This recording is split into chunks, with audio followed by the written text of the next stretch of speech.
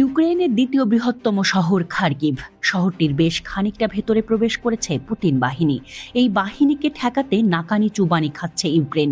অথচ জেলেনস্কির দেশ 2022 সালেও রুশদের কাছ থেকে খার্কিভ পুনর্দখল করেছিল। আর এখন পাল্টে যাচ্ছে যুদ্ধের দৃশ্যপট। ইউক্রেনের জন্য ফলাফলও হচ্ছে ভয়াবহ। গত 5 জুন রাশিয়ার প্রতিরক্ষা মন্ত্রণালয় বলেছে, রাশিয়ান বাহিনী ইউক্রেনের একটি নৌ ড্রোন স্টোরেজ সুবিধা এবং একটি ইউএভি লঞ্চ সাইট ধ্বংস করেছে। এমন তথ্যই উঠে এসেছে রাশিয়ার রাষ্ট্রীয় সংবাদ সংস্থা তাসে।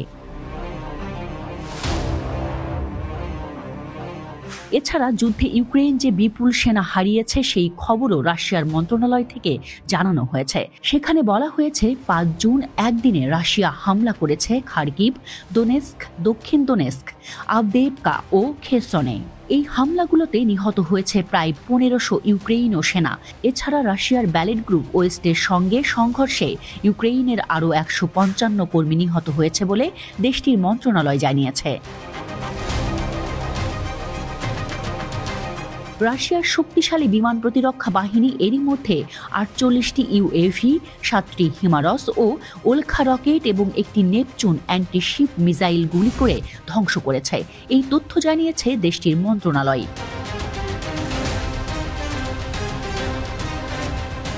এদিকে ইউক্রেন দাবি করছে যে রাশিয়ার নিক্ষেপ করা 5টি ক্ষেপণাস্ত্র এবং 48টি ড্রোন ভূপাতিত করেছে ইউক্রেনের সেনাবাহিনী।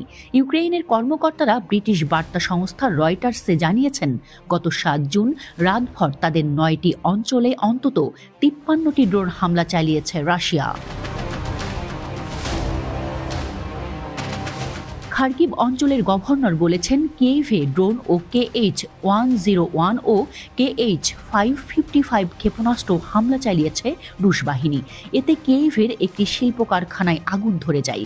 শুক্রবার সকাল পর্যন্ত আগুন নেভানোর কাজ করেছে ফায়ার সার্ভিস, তবে কোনো হতাহতের ঘটনা ঘটেনি।